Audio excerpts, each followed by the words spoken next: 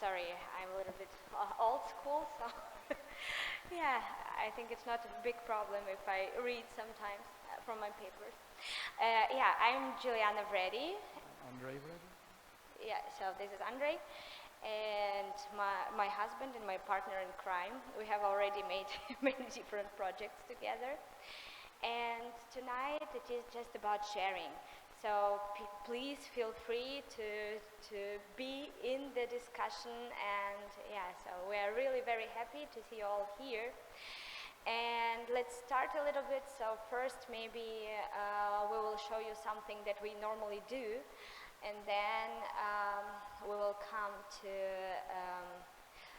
some information about interdisciplinary project or art and science project. And after all, let's share, let's get into the discussion and just talk a bit. So, okay, yeah. We are media artists, and we do normally audiovisual performances, mapping on the facades, interactive installations, immersive projection, and so on. And now we just wanted to share with you how everything started. Andrey comes from the field of graphic design. He was an art director of many print media companies and publishings and advertising companies for many years in early 2000s. And already there, as he was a graphic designer, he already started to make experiments with different media, with photography, making also digital collages and so on. And 2008, he was the first time invited to his solo exhibition in New York at the Sputnik Gallery. His first solo exhibition was Reconquista, and it is all digital prints. Yeah, so for that time, you can imagine 2008, nobody did something like that because it was not so popular. So people thought if you're an artist, you should be a painter or a photographer, you know, so and no experiments. Yeah, so, and then after that all, we thought actually when we work with digital, when we make digital collages, work in a digital way and make experiments, why should we actually do it on print? And the next stuff was already in Berlin. And for example, this is the facade mapping of the Berlin Gate, Berlin Cathedral Church. Yeah, so this is the biggest one in Berlin. But the thing is, it was 2014, I guess, and the projectors were not so modern enough. And it is a digital print, but it is an analog projection. What does it mean? So actually, we did it in digital way. We sent the files to the technicians, and technicians did the print on a real film, and after that it could be projected with many huge beamers. So now the technology is like this. We like 3 days ago we made an illumination of the building, and we only need such big projector. That time it was like, I don't know, 100,000 kilos. Yeah. That was it. The new experiment the next year was the projection on Brandenburg Gate, but that was already the motion picture, that was already projection mapping, digital only, with 11 big projectors. Then we started our experiments a little bit in a funny way. We were invited by a music band to make an audiovisual collaboration. And what you can see here, this is actually a full dome projection in the biggest planetarium. So people are just surrounded by the projection. Very complicated to do actually, because the masks are very complicated, right, Andrey? So, but it is fully digital with improvisational music, and that was pretty interesting that time.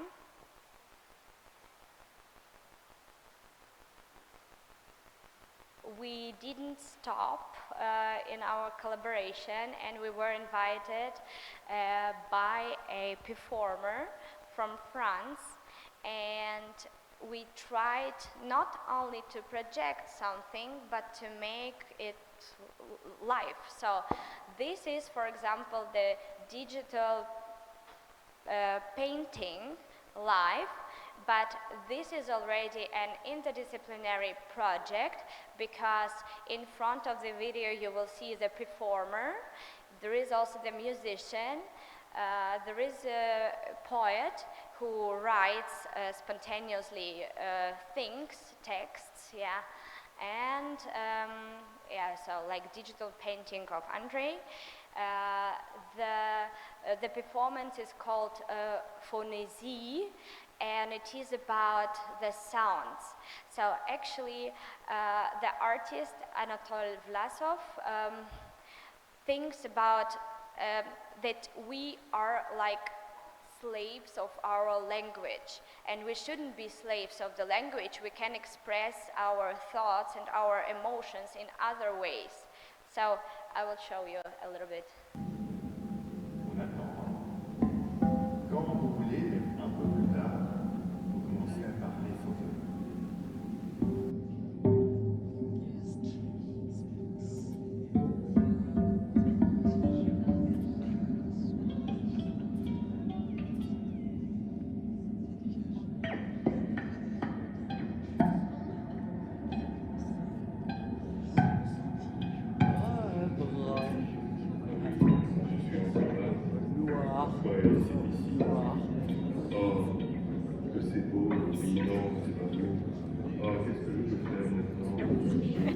So people were also expressing themselves during this performance.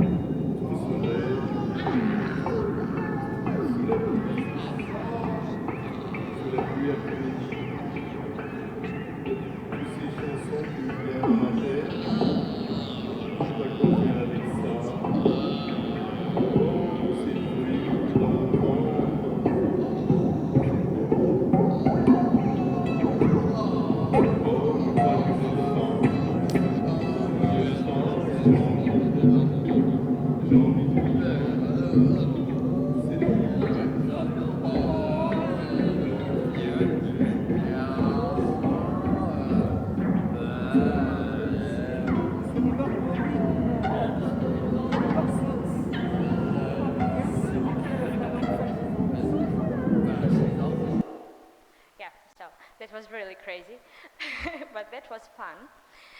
Yeah, so, and then we decided to do more in the field of audiovisual stuff, because it was incredibly interesting for us to make this immersion. Because I think sometimes the projection without sound is nothing, because you're not so immersed into the projection. So we started to do 360 degrees videos and sound. This is a collaboration with a German electronic music artist, and he was playing his music. We were projecting everything, and it is at the Kunstkraftwerk in Leipzig. It is the biggest immersive art or digital art museum in Germany, I think.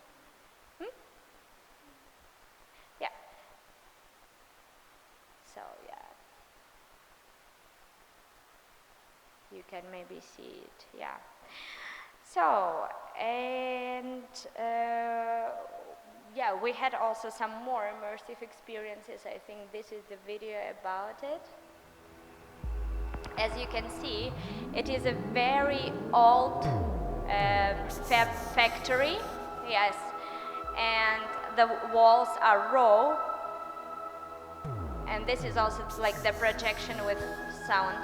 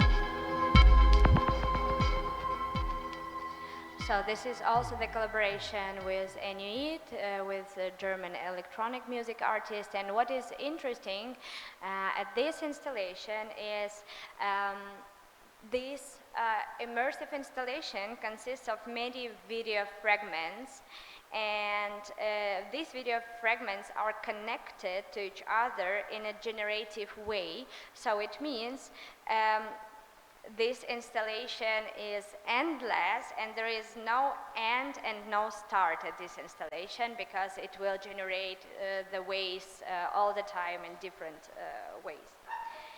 So, okay, maybe I will show you the last one, but not least. It was also at Kunstkraftwerk during Italian Bright Festival Connect.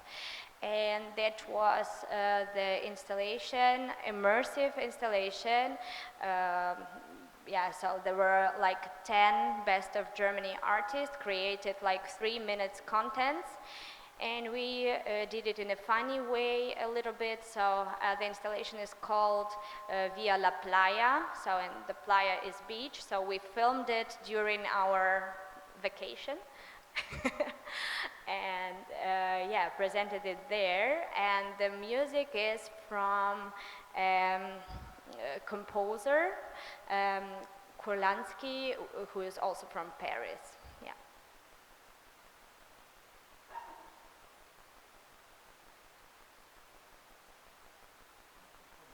Yeah, there is a fragment.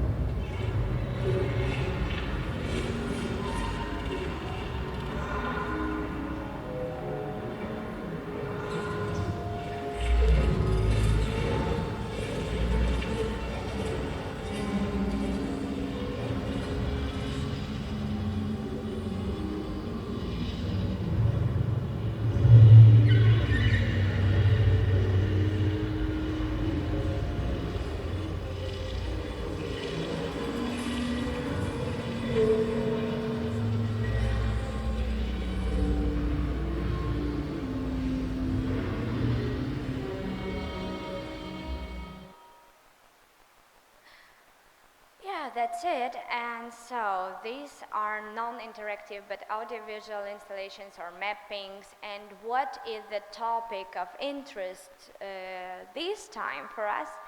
And now we are really work actively in the field of interdisciplinary projects. So maybe you ask, what does it mean?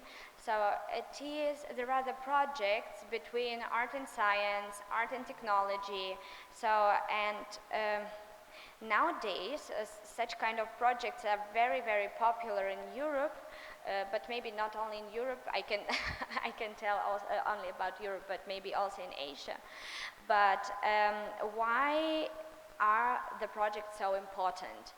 Actually, it's about the scientists and about the science. Now we live in the century of digitalization, and the problem is that there are already so many know-hows from scientists that are not accessible to public. And what do? They ask artists to help them, to connect them with their public, to make their know-hows accessible. For example, one scientist who works on visualization of DNA from Leipzig University, he told us, okay, we artists, we scientists, we are the train. People to whom we do our know-hows, they are our passengers. And you artists, okay, you are an attendants, train attendants between train and passengers. So this is the role of artists maybe, but I should say it's not the small role, because without us, without art and science or art and technology projects, it's not possible to communicate in our century of the digitalization. And these projects have their problematic. And in these projects, you should really pay attention on many different things, to many different aspects. At first, it's really very important to create a strong visual content, because if you don't do it accessible, nobody will understand what is it about. And yes, also the aim of artists is to explain how these things are related, how not the know-how of the scientist can be used. And sometimes it's really about creation of the own language for it. And for example, one of the examples of this project is the DNA blender in collaboration with the University of Leipzig. As you can see, these strange green-yellow squares, actually this is the visualization of DNA. And actually, the scientists can see if there is a man or it is a woman, from which continent, how old, alcoholic or not. So really, all the information is there. But okay, when I see something like this, I cannot understand what is that, of course, because I'm not a biologist, you are not a biologist. So. And that's why they wanted to do it accessible to public, and we made a blender of it. It's about the genetic data of the population, and in our installation you can click on these squares as buttons, and as output you will get the visualization. For example, this installation we did for Thailand, for Bangkok, and in Bangkok there are many different nationalities, Thai people, people from Myanmar, and yeah, of course different. And every pattern is traditional pattern from the region. You know, for example, if this, I don't know, green one is a lady from Myanmar, it will be traditional pattern from Myanmar, and so on. And with this project, you just can see the diversity of people living, for example, in the same city, something like this. And this is also one of our favorite projects. We have tried it also before on Wednesday here already in Ho Chi Minh. It is the visualization of emotions. So what do I mean? It's about the dialogue between human and technology, between human and artificial intelligence, and trying to find the ways to the empathy between us and artificial intelligence. Because as you know, we are now all, it's too much digital in our lives, yes? And everybody says, oh, artificial intelligence. Artificial intelligence is good, artificial intelligence is bad. Many terrific things happen also with and to artificial intelligence. And we thought, for what it can be actually useful, let's have fun. And we asked the question, okay, we people, all the time we say, this is good, this is bad. But what artificial intelligence think of us, people? So let's ask the question in the other way. And how can artificial intelligence can see us as people? Of course, with help of sensors. That's why we used sensors, facial expression recognition sensors, and read the information from the faces of our visitors, and then all the data went into our computational code, and as output you can see the artwork of light and colors, but every pattern has its own meaning. For example, yellow is joy, or this black and white pattern is disgust, or this, I don't know, this red and blue, this is anger. And actually these two persons, they have seen the same video, but as we all people are so unique, also our sentiments are very unique. And I mean, if I watch a video, my picture will never be the same. So also maybe if I watch the same video after a couple of days. And yes, this is all about. And actually sometimes I really realize that artificial intelligence can perceive the emotions of people maybe a little better than us people. For example, Andrey was the first test person, of course, as we as we tested our software. And I have shown him a funny video about golf playing people. It was funny. And from my point of view, he was smiling all the time. He was like, and then we have gotten the summary metrics of him, and it was like 0% of joy, but 20% of disgust and 50% of contempt. Then I realized, okay, maybe the artificial intelligence can really understand the emotions of people a little bit better than me with this deep learning effect. Yeah, so I think I also have a short video about the project. So this is also, that will be also about this experiments with emotions, but this is a project with in collaboration with the MindKiss project from Karlsruhe, from Germany.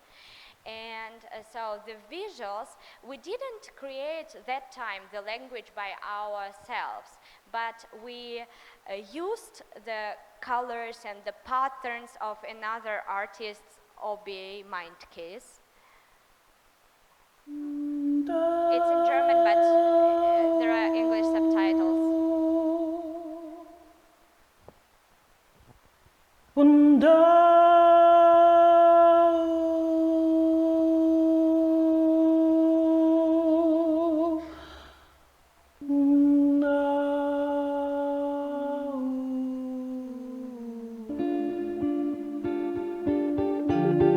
Jetzt wird daraus ein Bild kreiert. Und das ist das.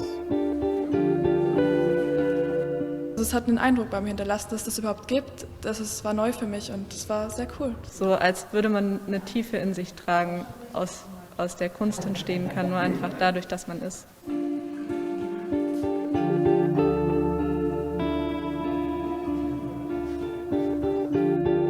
Bei den Reflections of Obey geht es um Resonanz. Es geht um nonverbale, emotionale Resonanz beim Anblick von Bildern.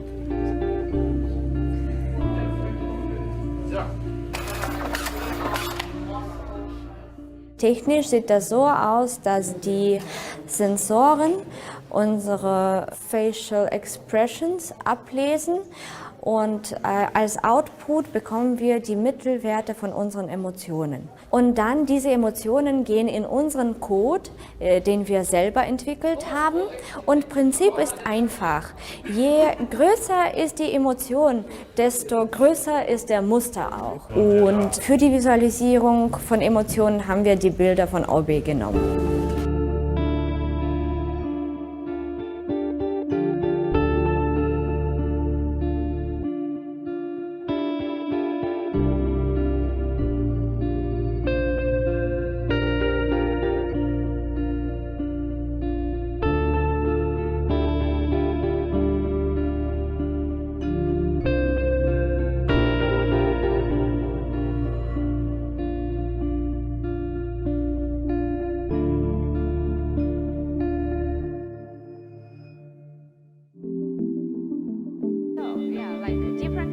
Different emotions, different countries, and sometimes, so we have already shown this project in many different countries.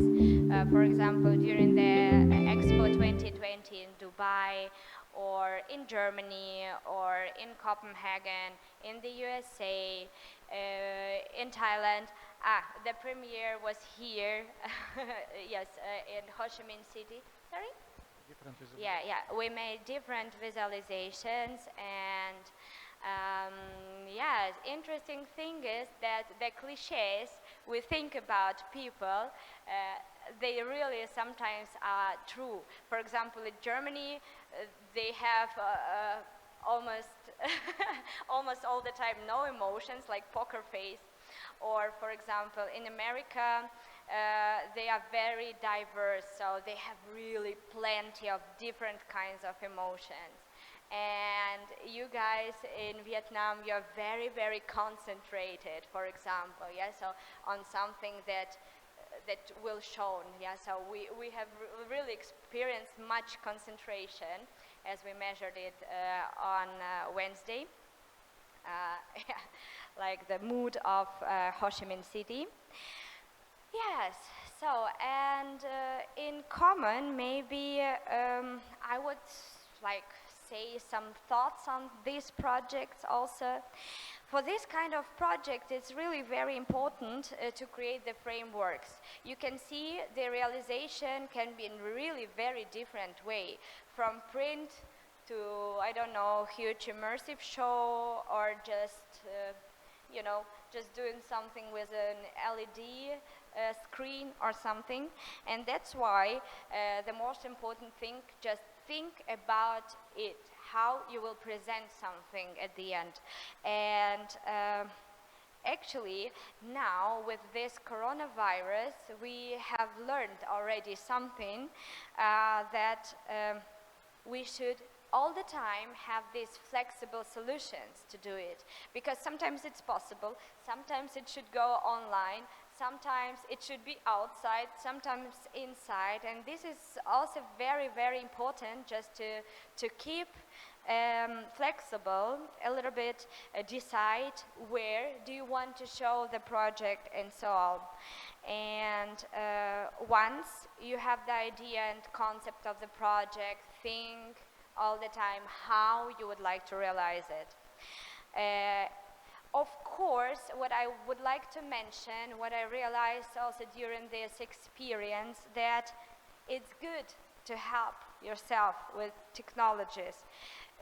If we use sensors, for example, in a proper way, just to help us, this is good. But sometimes I see that the sensors, for example, are used to replace the individuality, the humanity, and maybe this is what we should avoid something, because I think, of course, so it's good to work with technology, but we cannot be replaced with technology. Of course, we know very many different tools of Photoshop that do now everything for you. They don't need you. But still, the artist has the know-how, and only the artist, the designer, can show their own aesthetics and can develop this aesthetics. And yeah.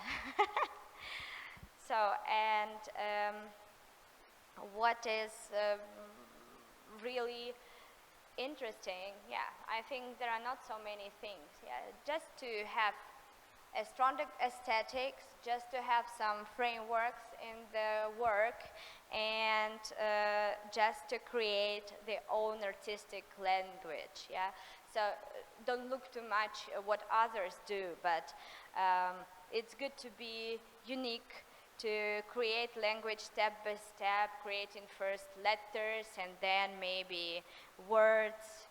Yeah, so, and yeah, actually the thing is also not to use AI for everything, but to use it like a painter uses canvas. Yeah, so don't trust the AI too much. This is also one of the things we realized at the last time.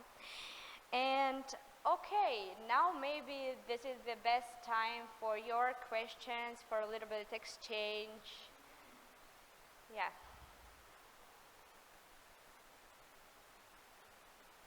Yeah, sure.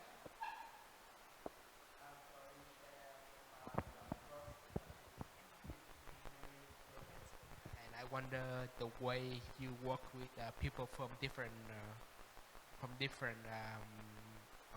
major, like scientists or biologists, and how you guys make each other understand, make people understand each other and work on the same page. Oh yeah, this is also a challenge, of course, to make people understand each other, because it's like Joseph Beuys told one time, it is like a bit social plastic, you know, and it's complicated to work with people and to connect people, but I think sometimes also the task and the challenge of the artist to this translation. I mean not the translation from English into German, but the translation of the languages, because the programmer has another understanding of the reality, or the scientists. And what we do, actually, we try to be human in a way and to connect something that is really hard to connect. So to make the understanding a little bit clearer, but it's challenging all the time, yeah.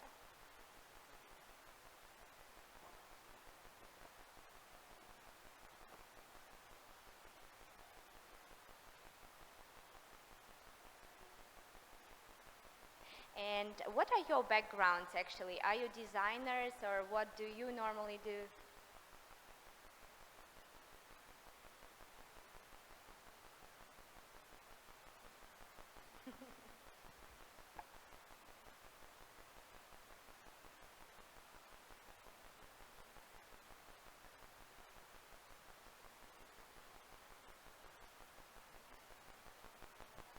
Yeah, sure.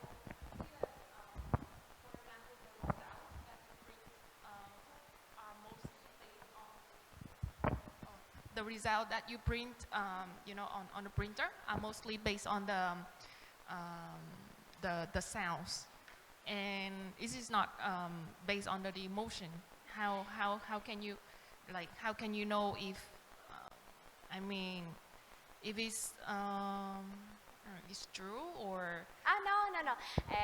This is a little bit other concept. I will explain you a little bit more. Actually, tomorrow I will show this project and how it works. So it is all based on the facial expression recognition.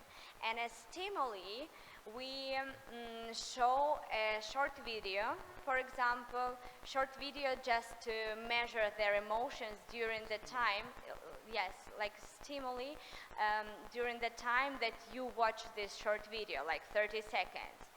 And after you watch the video, maybe you smiled during this video or not, and what we get are the summary metrics of your emotions, like 20% of joy, 1% of surprise, and so what your face expressed during these 30 seconds. And then, as output, the AI mood converter converts the data, the averages, into the patterns. And there is also a map of the patterns. For example, yellow color is joy. And if the pattern is really small, you had something like 5% of joy. If the pattern is huge and on the full screen, so it means that you were smiled during all the time and you have like 90% of joy. Because you say that in the example that you did for Andrey, is it like he's smiling all the time, but the sensor says that he's not happy. Yeah. So for me it was stupid video. Yes. That's why it was not so right. Yeah, because it was funny golf video, and for him it was too stupid. I mean, he was like. It was not real smile. Yeah, it was not a real smile. It's not skeptic. Yeah, it was. But also people can fake their facial expression, That's right? true. So That's if true. if they fake the facial expression, like how can we know if is Yeah, it real or not? you know, it's not about the brain, but it's about the expressions, about what they want to show, right? And sometimes maybe we can fake our emotions, but most of the time it's difficult to make fake, because you know this facial expression recognition software has already millions and millions and millions of faces, and it is like with deep learning effect, and now it already can recognize if it's fake smile or not fake smile, if it's smile with contempt or not. For example, also there are some countries where if you don't smile, you just lose your face, and people smile there a lot, like, yeah. But for example, with this facial expression recognition software, you can already recognize that it's not only the smile, but something inside the smile. Sometimes this is surprise, or sometimes it's something like, they don't like it, yeah, because videos can be stupid or can be terrible, actually, yeah. Because as stimuli we use different kinds of videos, and yeah, so the interesting thing that now it's pretty good, I mean the system, the facial expression recognition software. Made me like feel like the sensor is very much similar to, you know, the police. They have the, you know, true or false like sensor, like to know if somebody is telling the truth or not. Is that the same? Yes, I mean facial expression recognition can be used not only in a proper way, but as you hear from many sources, everything can be recognized already. Sadly, but the technology is already so far, and sadly that it is about the ethics, right? So about for example, it's about ethics in using artificial intelligence, because if the companies have no ethics in this, they will recognize everything. But of course it is possible, because we have already seen the pictures how artificial intelligence can recognize people in the metro. Who are they, how old are they, what is their job, were they criminals or not, you know, and yeah, so, but for us it's just about the dialogue. For us it's more about this artistic reflection. So can it still be okay to use the technology if you don't do something not good to people? Yeah, sure.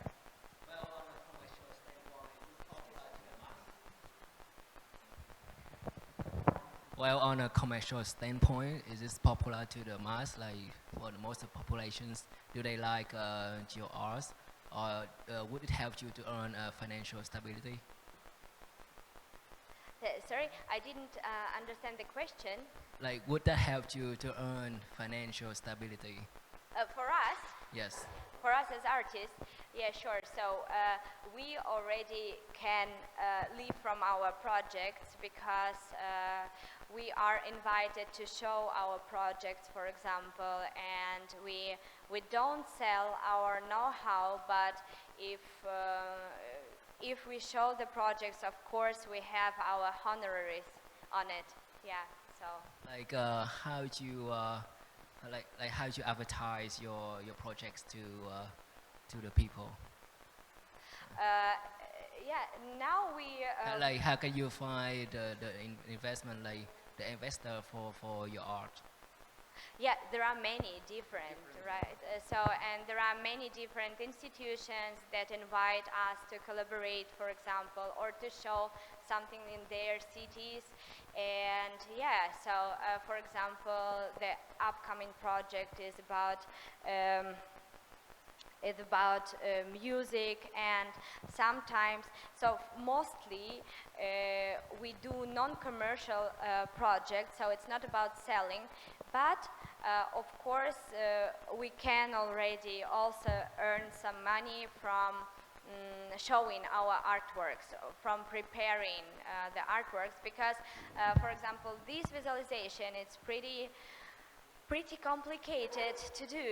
It consists of 900 images, so you can imagine every image you should create, so it takes time and it is a job, but yeah, so we are like mostly invited, and yeah, we get like a salary for the shows.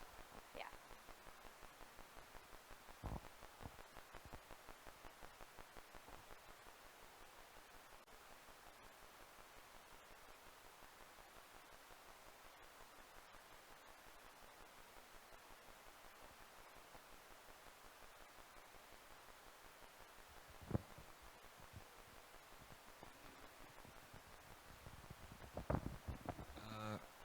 Thank you for your talk, but I want to know more about how the strength of the visual content gives clarity to a project. Like when you can see what is happening, then that gives you the right information. Can you tell me more about that? Yeah, sure. But this is really about the accuracy of the visualization. Yeah, so if we work in the field of art and science, it's about visualization of data mostly, right? And the accuracy is what I meant before.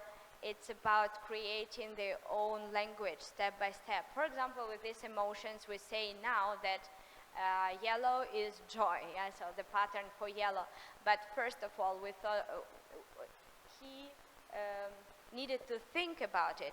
If the yellow means really joy, or maybe the pattern for joy is another color, or maybe there are so many shades of happiness, yeah, so that was actually the project that we presented in Dubai during the expo, that the joy can be not only joy, and it's so complicated, and it needs too much research, so it's not like, okay, for tomorrow I need to do a visualization of DNA data or the futuristic thoughts of population of Vietnam or something like that. It's all the time research, frameworks, visual content creation in a proper way. So I mean, you just sit 2 months and create it.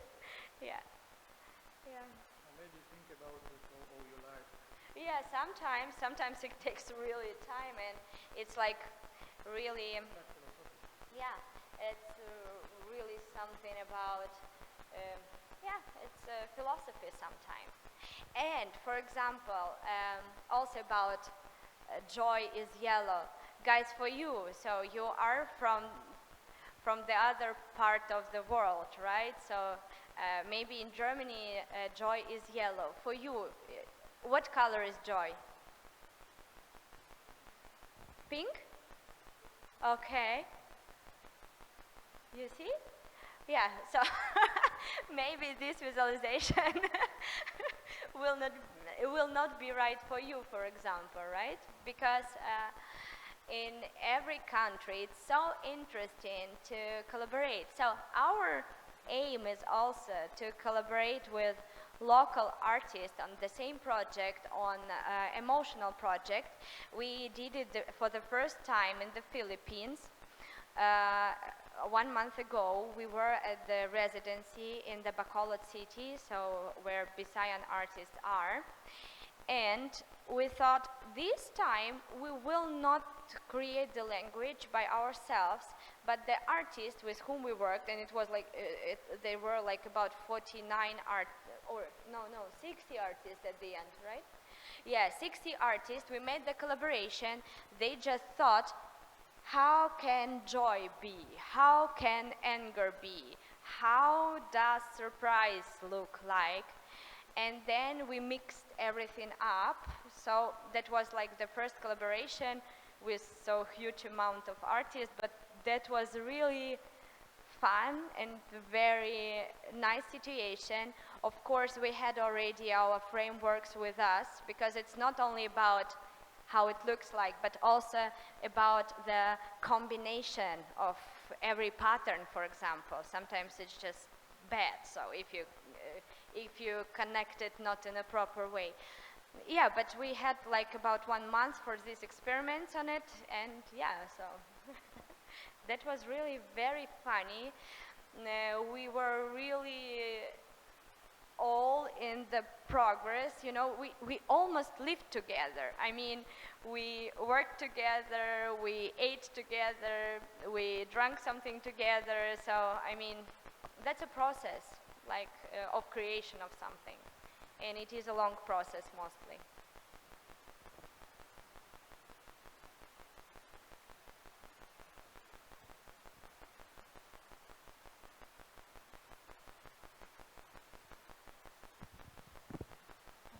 Thanks, Juliana and Andrey. I think we don't have any more questions for the online and offline audience today. So on behalf of the organizer of the VFCD this year, really thanks that you come here and have a share with all the audience. After this talk today, I know that from Monday to Thursday, you guys will deliver like a series of like the workshop, the lecture between the art and the science background. So if you guys interested in those workshop, so kindly register and come here to join and have like further discussion on the applications. Thank you again. Thank you very much. Thank you very much for coming, and thank you very much for invitation.